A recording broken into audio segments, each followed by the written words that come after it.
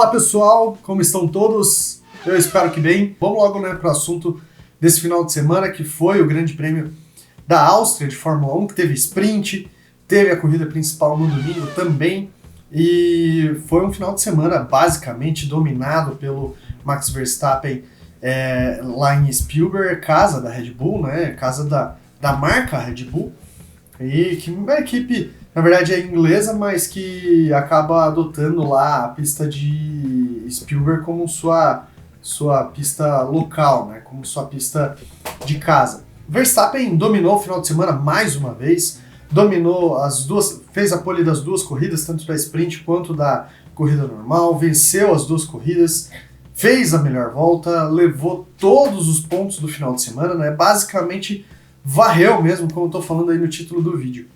E foi um desempenho muito acima da média. Basicamente, principalmente na corrida, qualquer estratégia funciona com o Max Verstappen e esse carro da Red Bull.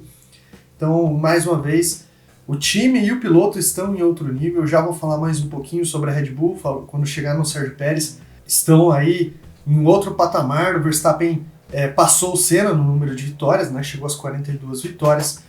E não tem muito o que falar, já são 81 pontos de vantagem no campeonato de pilotos, tricampeonato, muito mais do que encaminhado para o restante da temporada, né? Uma pedrinha no sapato da Red Bull nesse final de semana foi a Ferrari. Ela acabou se beneficiando muito, que a pista da Áustria é favorável ao carro da Ferrari. Os resultados recentes mostram como a Ferrari anda bem na Áustria e ela soube né, tirar muito bem o proveito dos resultados, enfim, do desempenho do carro lá na Áustria, né? O Leclerc e o Sainz estavam acima dos demais concorrentes, principalmente Mercedes e Aston Martin, já vamos falar rapidamente deles também. As atualizações que o carro tem recebido vem dando alguns resultados, e a gente pôde ver isso na Áustria, e aí, como eu falei, a Áustria também é um território muito benéfico para a Ferrari, mas ainda assim o time conseguiu alguma coisa pelos méritos próprios, né? Falando do Pérez, que ficou em terceiro nessa corrida, ele classificou mal para a corrida, né? Acabou se recuperando no sprint shootout. Na própria corrida sprint ele andou muito bem, chegou a dar uma incomodada no Verstappen, que não gostou muito, e terminou, né, em segundo, mas na corrida principal também se recuperou, fez o que se esperava dele nas corridas anteriores. Estava até olhando as últimas 4 corridas, ele vem classificando mal, não vem desempenhando muito bem, né, desde Mônaco. Dessa vez, finalmente, ele conseguiu uma recuperação, né? Acho que de todas as corridas que a gente teve desde Mônaco, a única que se esperava que ele não reagisse fosse Mônaco, que foi um desastre a corrida.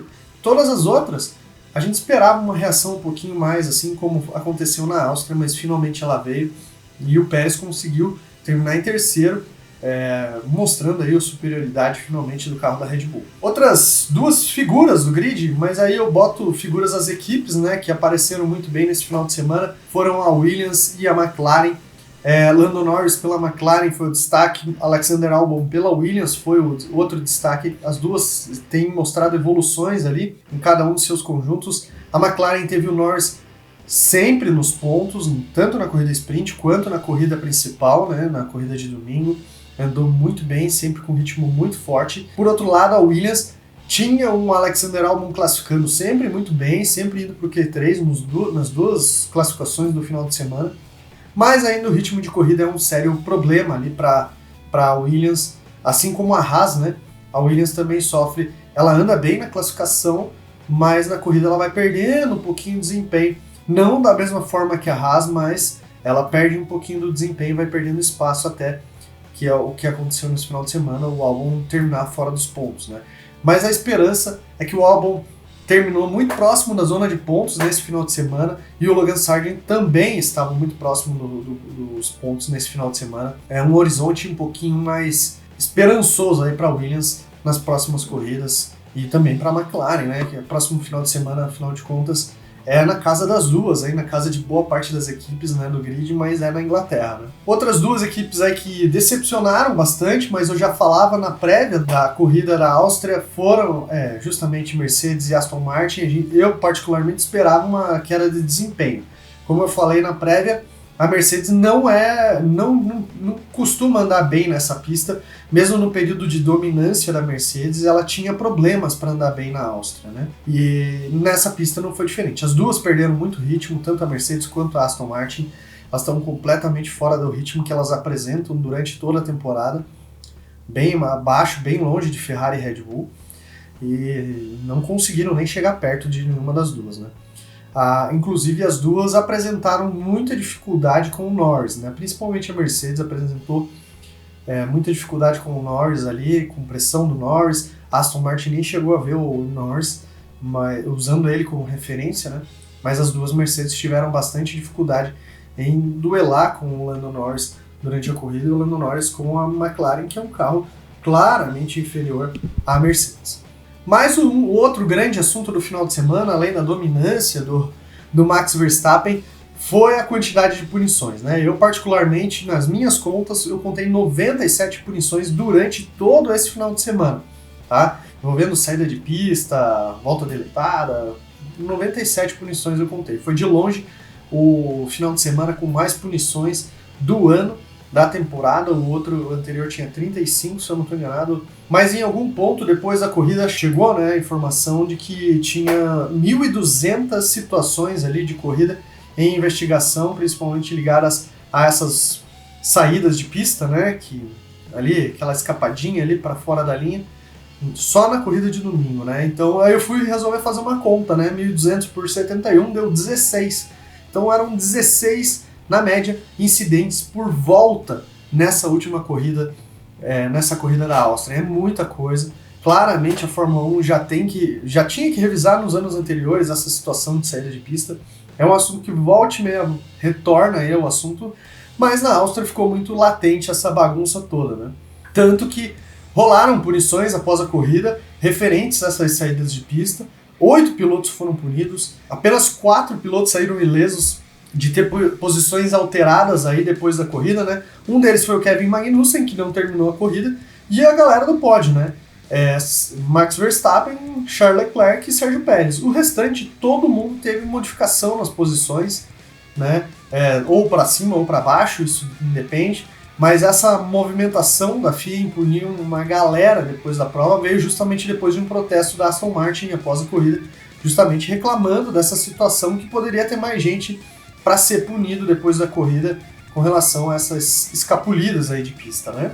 Isso claramente é uma situação que vem com a evolução das pistas, para a FIA tentando deixar as pistas mais seguras, tirar grama, tira brita dali do cantinho da zebra, e aí os pilotos botam o asfalto no lugar. É claro que os pilotos vão querer usar esse asfalto, vão querer usar esse espaço que está ali para tentar ganhar um décimo de segundo que seja, né? Claro que aí agora acaba entrando num ciclo, né? Que, enfim, o piloto sai da pista, a FIA tenta punir, tenta reprimir isso daí e fica nessa, né? Eternamente. É capaz de a gente ver em outras situações, se a FIA não toma nenhuma atitude. Na própria Inglaterra, próxima corrida do final do ano, Itália tem curvas que às vezes acontecem isso, a própria parabólica. Estados Unidos tem aquela penúltima curva do traçado dos Estados Unidos, acho que é a curva 19. No México também tem, em Abu Dhabi também tem, então são situações que a gente pode ver ainda mais até o final do ano.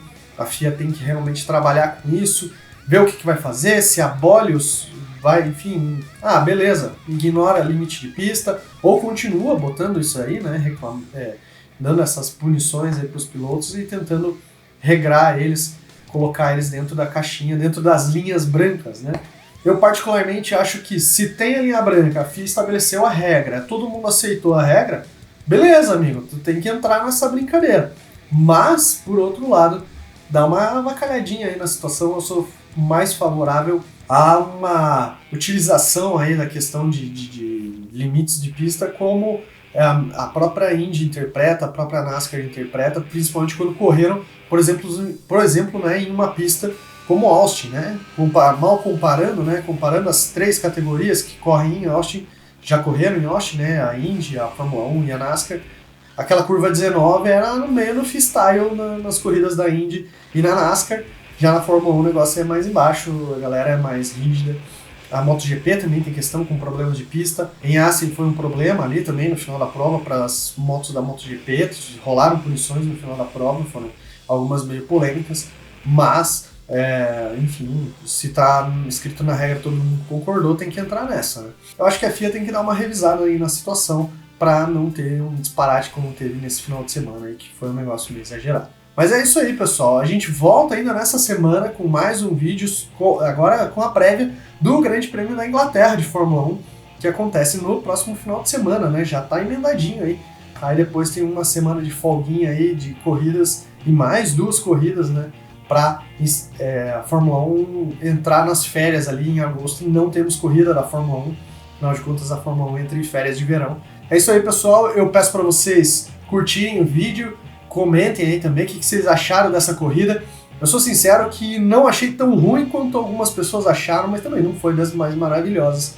A corrida sprint aí pra mim até foi melhor do que a corrida de domingo. Diga aí o que você achou dessa corrida. Se você ainda tem esperança de que alguém pare Max Verstappen e a Red Bull, o que vocês acham aí sobre os limites de pista. Comentem aí essa sugestão, essa opinião de vocês é sempre muito importante pra gente aqui, tá bom?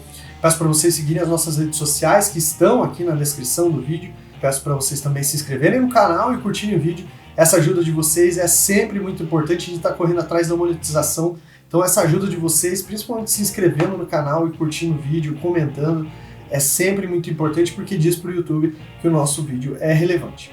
Beleza, pessoal? Eu vou ficando por aqui, volto ainda nessa semana e fique ligado com a gente.